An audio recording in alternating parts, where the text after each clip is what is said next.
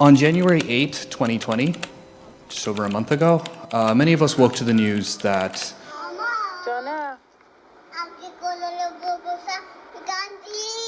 چی میگن کلو؟ نمیدونم بگو میگن خواهش میکنم منو نکشی خب نمیکشیشون؟ مامان جون سلام، نمیدونم اینو بتونیم بخونین یا نه. من رفتم سوار بشم. خیالتون راحت. Flight PS-752 from Tehran had crashed. There were no survivors. There were 176 people on board, all of whom tragically lost their lives. These were people with families, people with lives, goals, dreams, all of which were unfairly stripped from them in an instant. It's been over a month since that incident, and I haven't found the words to adequately describe just what we've lost. And I wonder if those words exist at all. For my career, I'm hoping to really link elements of innovation, continued learning with my practice as a clinician. That's what we're hoping that everyone within STEM Fellowship and ultimately the education system hopefully will feel, and that sense of fulfillment within their area of work. That's quite the goal there. Aspirational. We just want to change the world. It's no small.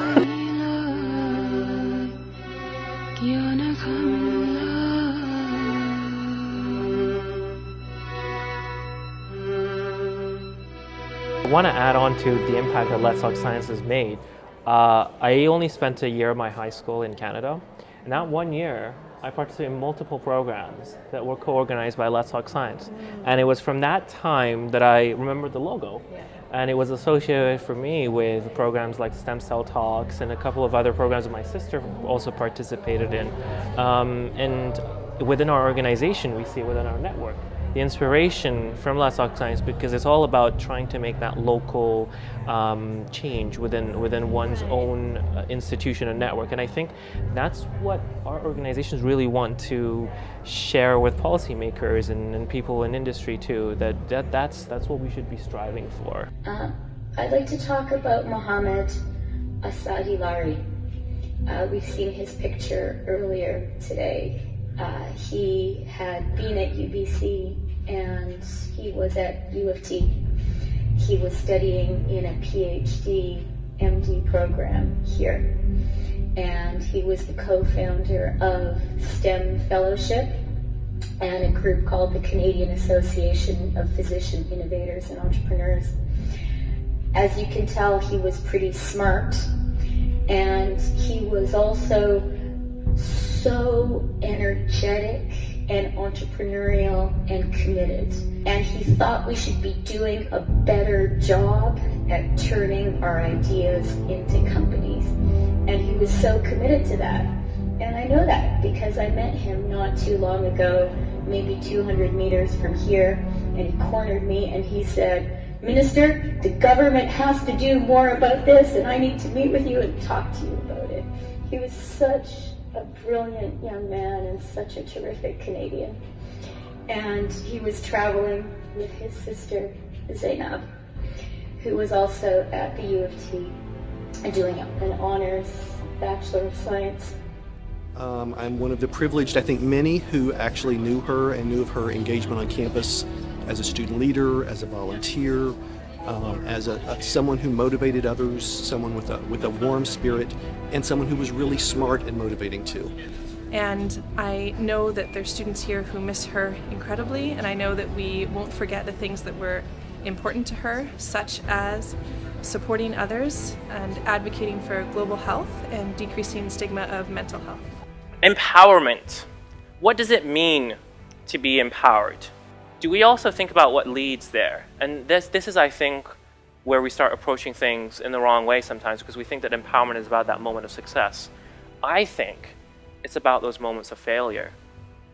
I thought I had to start big, but I realized that I have to start small. In honor of an exceptional young man who made a lasting impression on science, innovation, and healthcare in Canada. Mohammad Asadi Lari is being recognized for his leadership, initiative, and commitment to making a difference, not only at the University of British Columbia, but through the national organizations he helped create. Empowered youth, in that broad definition that we should all approach empowerment in youth with. They think global because they see the interconnected nature of everything. And that's what I was seeing with STEM Fellowship. The issue was passion for science and how we're approaching education. But you act local. It starts with your community. It starts with volunteering at a hospital. It starts seeing the issues on the ground, taking action locally, in your family even, or it can be an online community as STEM Fellowship is. Then it starts to grow. And I could see how much a young man of conviction and action he was.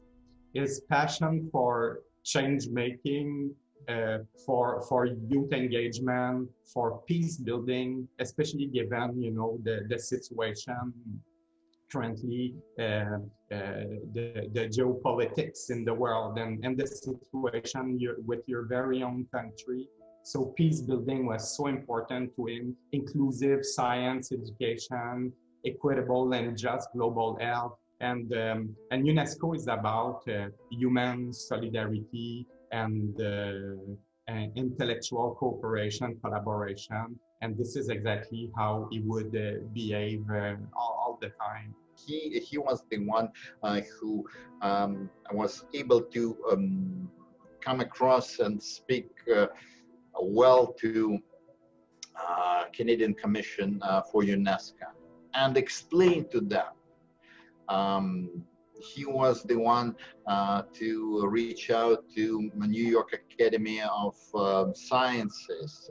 He was so he was able to not only take this idea, but actually show this idea by himself. So he was the one who an embodiment of this new type of thought. Even though he was so knowledgeable, he never made people feel like they didn't know anything, and he valued the perspectives of people. So you always left knowing that you were respected and that you had a friend and that there was somebody you can turn to call to if you ever were facing a challenge or if you wanted to collaborate to create something in community.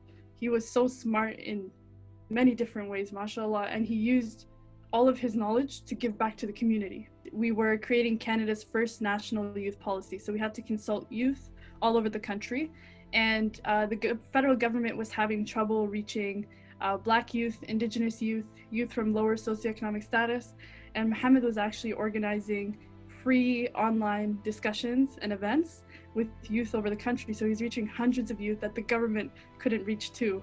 I believe Mohammad not only demonstrates the qualities one would expect of a caring clinician, but also the sort of drive that's seen in those who really want to make a positive impact on society. I think that his commitment to public health is a huge asset as he ventures on into medicine. There is rarely a day that I don't think of him or think about how much we must honor what he began. And he will have a legacy of millions of students who will be able to thank him for having brought him into a path of becoming a health scientist. Zeynab was optimistic. She always had a smile. You would never see her without a smile. And she always did things together, like with people. She never did things alone. If she was learning, she would round up 4 or 5 girls, let's go study together. If she was creating something in the community, she would round up people and say, let's do this together. And Zeynab cared deeply about mental health. So she was rounding up a lot of the professors and the students and creating a space for science learning. Mohammad and Zeynab were involved in research, teaching, and in extracurricular activities.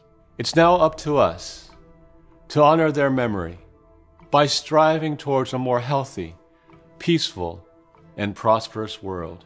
I was just talking to her and she's like, oh, we're at the airport. And I said, are you leaving? And she said, yes. And I said, with your family? And she said, no, just Mohammad. And then she was talking about why humans are greedy and why we want war and the death of innocent people. she was someone that I expected to be in my life forever. She was someone, you know, I'm sorry, yeah. She was the person I expected to walk with, to see her in community, to see her become a doctor, to see her help folks who were struggling with mental health, to see her change the world in all the beautiful ways we talked about. So when I got that news, I knew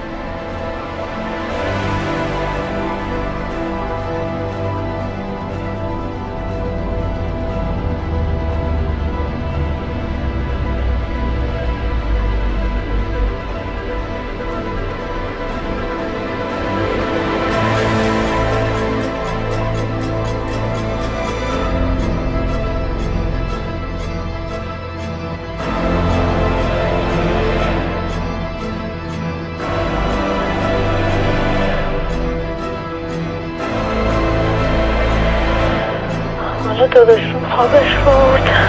الان یه بارون قشنگی داره میاد، اون بارون تابستونیا. جاتون خالیه.